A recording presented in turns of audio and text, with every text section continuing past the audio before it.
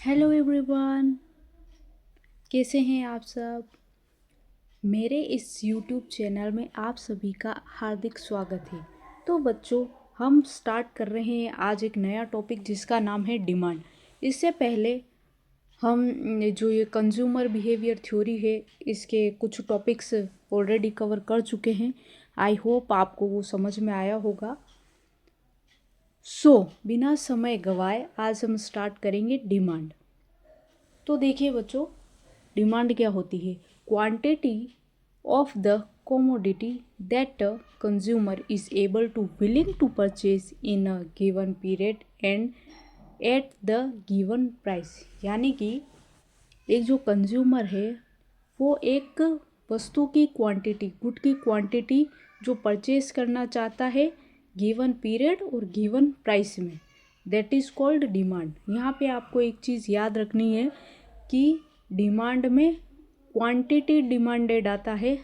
सिर्फ डिमांड का मतलब ये नहीं होता कि हमें क्या चाहिए, ठीक है।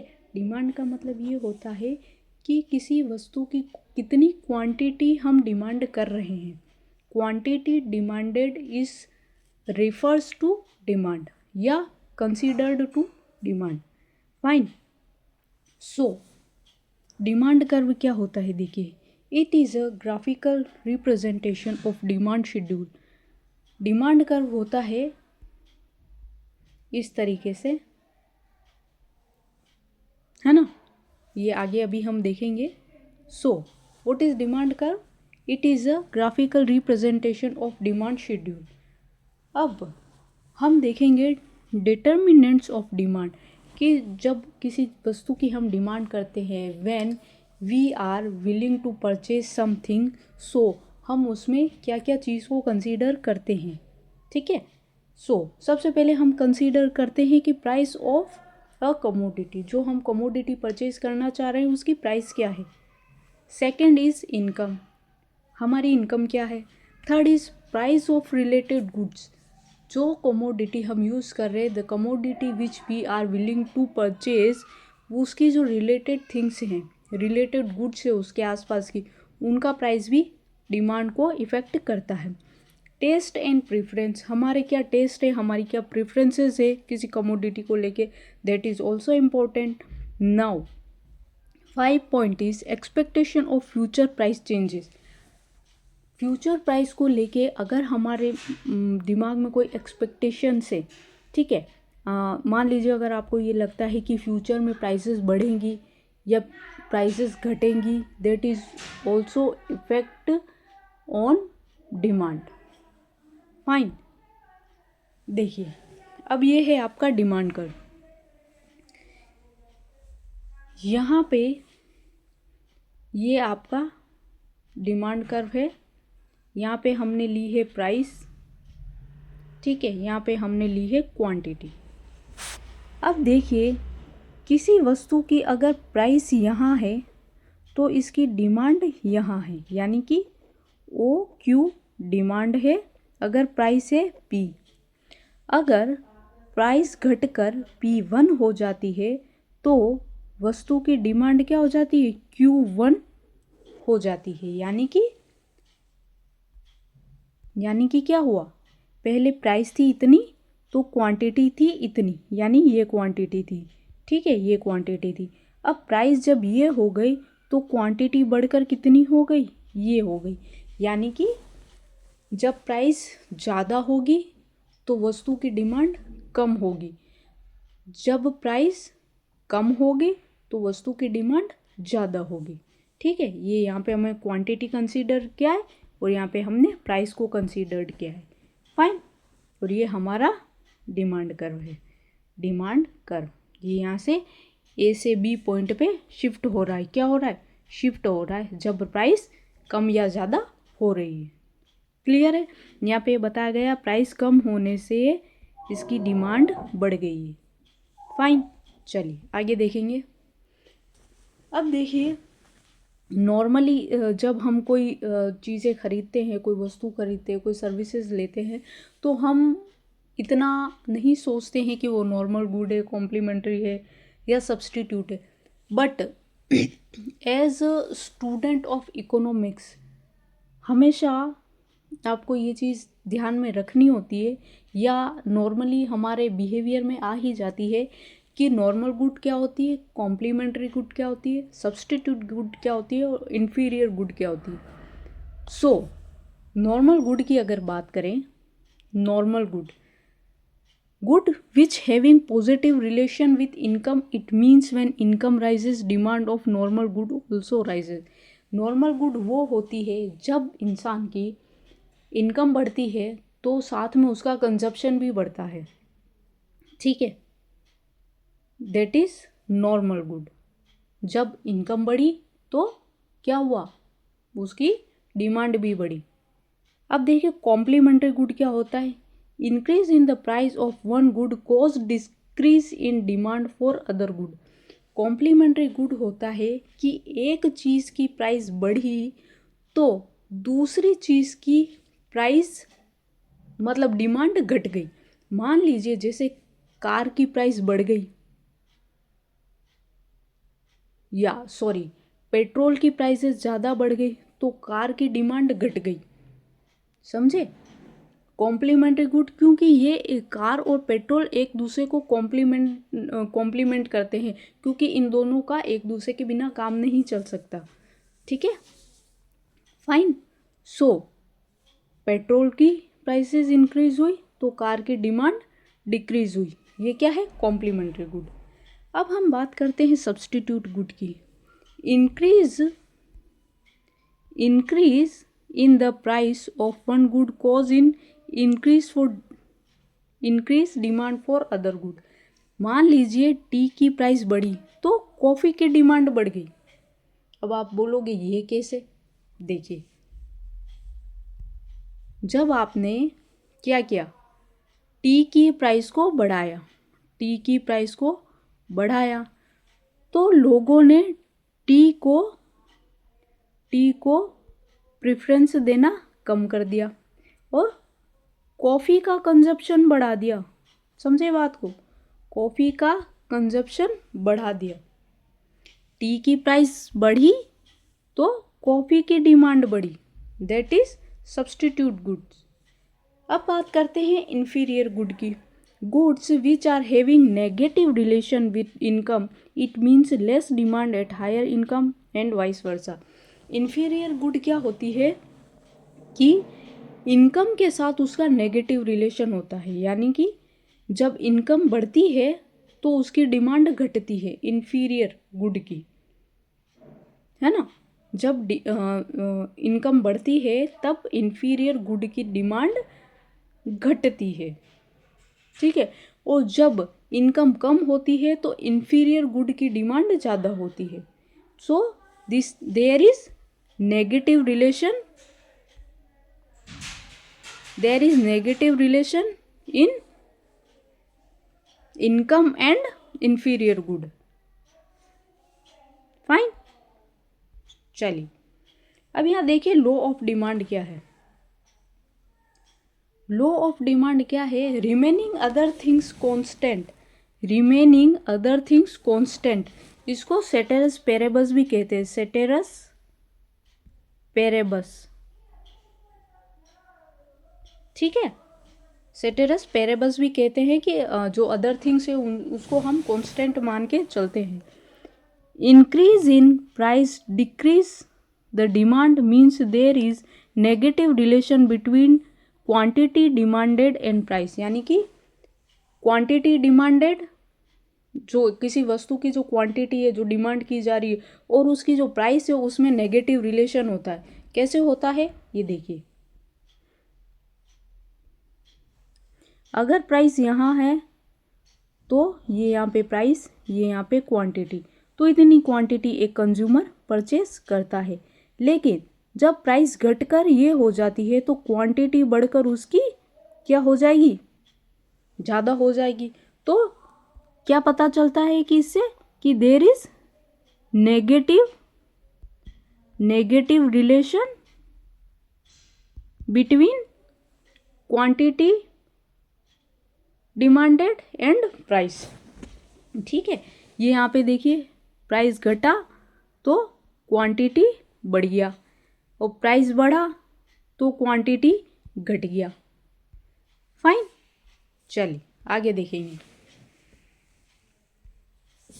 Change in demand. अब देखिए चेंज इन डिमांड, डिमांड में किस तरीके से चेंज आता है।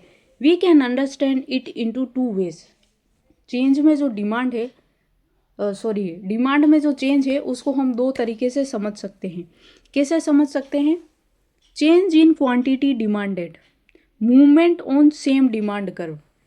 अब हम इसकी बात करें चेंज इन क्वांटिटी डिमांडेड, तो ये फर्स्ट वाला आपको डायग्राम देखना है।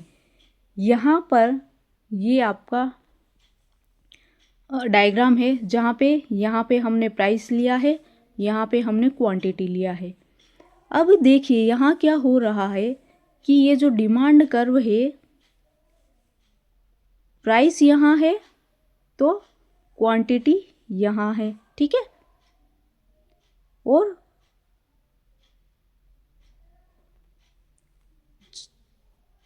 जब प्राइस यहाँ है तो क्वांटिटी यहाँ है, ठीक है।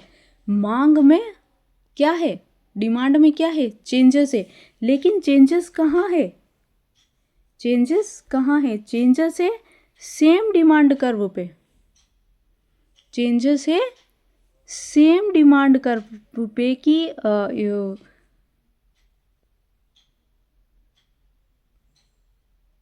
प्राइस की वजह से क्या हो गया है, कंज्यूमर जो है सेम डिमांड कर्व पे उसकी क्वांटिटी जो है उसको शिफ्ट कर दिया गया है, उसकी क्वांटिटी उसने चेंज कर दी है ना।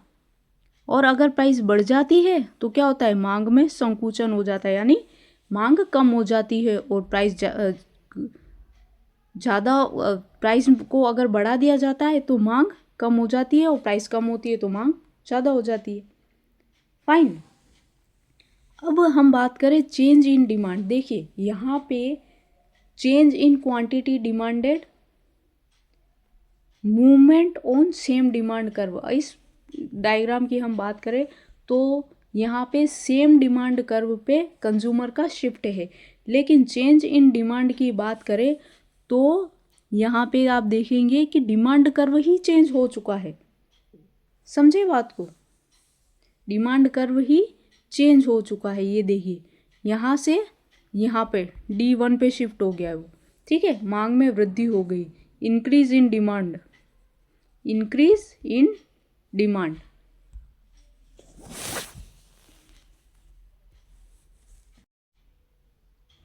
हाँ, तो लास्ट क्लास में कुछ डिस्टरबेंस आ गया था, तो मैं एक बार आपको वापस समझाती हूँ। चेंज इन क्वांटिटी डिमांड में होगा सेम डिमांड कर्व पर प्राइस के चेंज होने से कंज्यूमर का जो क्या है, मांग में कॉन्स्ट्रक्शन हो जाएगा या उसका एक्सपेंडेशन हो जाएगा, ठीक है। या तो उसकी मांग बढ़ जाएगी या उसकी मांग घट जाएगी। लेकिन अगर हम चेंज इन डिमांड की बात करें तो उसका डिमांड कर्व ही शिफ्ट हो जाता है। यहाँ पे आप देख सकते हैं कि डिमांड कर्व शिफ्ट हो गया है, D से D1 पर आ गया है। फाइन, अब देखिए चेंज इन क्वांटिटी डिमांडेड क्या होता है। अब चेंज इन क्वांटिटी डिमांडेड के रीज़न हो सकते हैं change due to change in price of the commodity, other factor remains constant. Change in quantity demand में हम कंसीडर करते हैं प्राइस को। फाइन, एक्सपेंशन डिमांड कैसे होता है, हाई डिमांड और lower price.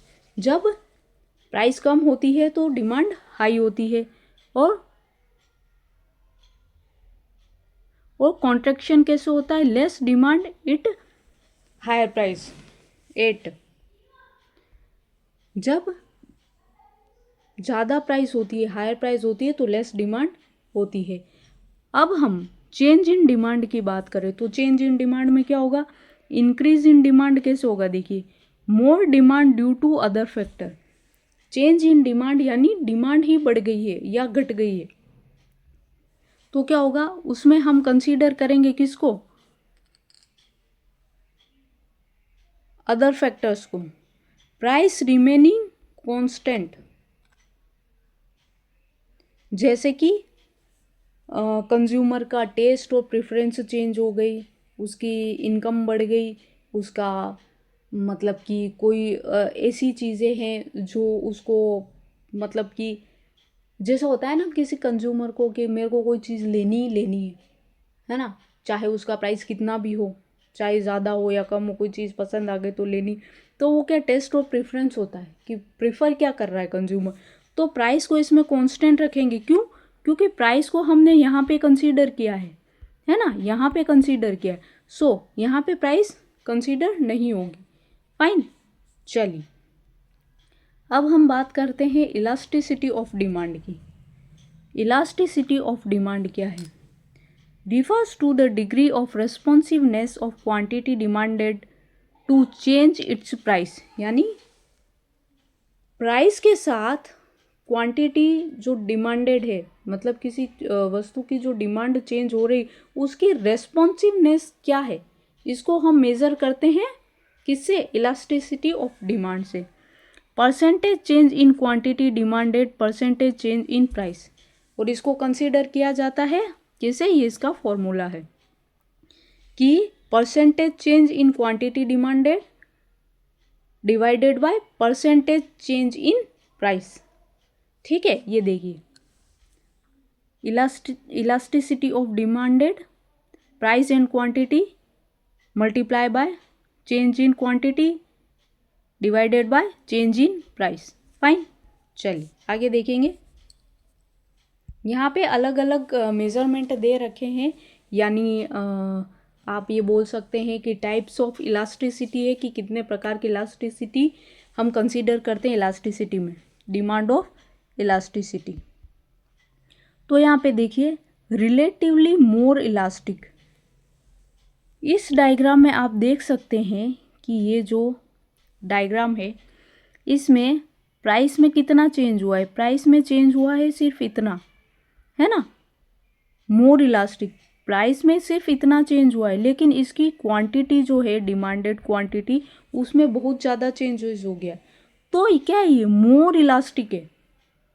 Fine, this is more elastic. Demand curve is more flatter. Fine, now we move on relatively less elastic. अब देखिए इसका एक एग्जांपल देखिए, कहीं सेल लगी है, प्राइस में बहुत ज़्यादा चेंजेस नहीं आया है, कम चेंजेस आया है, लेकिन वहाँ पे क्या हो गई है? भीड़ हो गई है। क्या हो गई है? क्राउड हो गया है, बहुत ही क्राउड, है ना। तो दैट इज मोर इलास्टिक कि हल्की सी प्राइस चेंज हुई और लोगों की भीड़ हो गई। अब लेस इलास्टिक क्या होता है? देखिए प्राइस में आया है ज़्यादा चेंजेस, लेकिन क्वांटिटी में इतना चेंजेस नहीं आया है ना। प्राइस में आप देख सकते हैं यहाँ पे ज़्यादा चेंजेस है, बट यहाँ पे ज़्यादा चेंजेस नहीं है, तो ये क्या है? लेस इलास्टिक है। चलिए आगे देखिए परफेक्ट इलास्टिक डिमांड क्या होती है?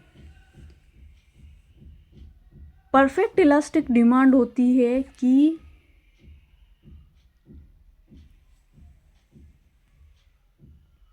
वस्तु की प्राइस में थोड़ा सा भी चेंज हो, नाम मात्र के बराबर चेंज हो, उसमें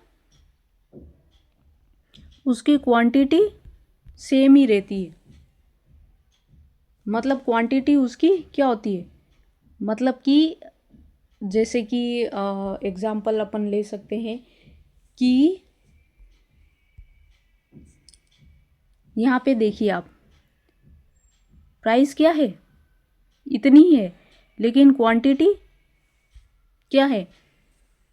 परफेक्ट इलास्टिक है। मतलब कोई फ़र्क नहीं पड़ रहा है प्राइस का, कोई प्राइस से कोई लेना देना नहीं है, लोगों को जितनी चीज़ें लेनी है वो उतनी लेंगे, है ना। अब यह perfect in elastic, perfect in elastic क्या है? प्राइसेस चाहे जितनी घटे बढ़े, चाहे जितनी ऊपर नीचे हो जाए, लेकिन कंज्यूमर की जो डिमांड है वो फिक्स है। जैसे कि नमक, अब नमक की प्राइस ज़्यादा हो या कम हो, इंसान 2 चम्मच अगर नमक खाता है तो 2 ही खाएगा। ऐसा तो है नहीं प्राइस उसकी कम होने से हम 4 चम्मच नमक खाने लग जाएंगे। ठीक है, तो ये परफेक्टली इन इलास्टिक होता है। अब हम बात करें यूनिटरी इलास्टिक की, तो इसमें क्या होता है कि जितना प्राइसेस में चेंज हुआ है उतना ही डिमांड में चेंज हुआ है। यूनिटरी यानी सेम, जितना प्राइस में चेंज उतना क्वांटिटी डिमांडेड में चेंज। फाइन, चलिए methods of measuring price elasticity of demand. अब इसमें क्या आता है, परसेंटेज प्रोपोर्शनेट मेथड आता है, एक टोटल आउटले मेथड आता है, यानी कि कितना एक्सपेंस कर रहा है, एक्सपेंडिचर मेथड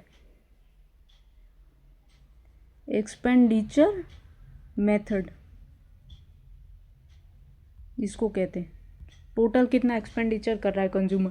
ज्योमेट्रिक मेथड और पॉइंट मेथड।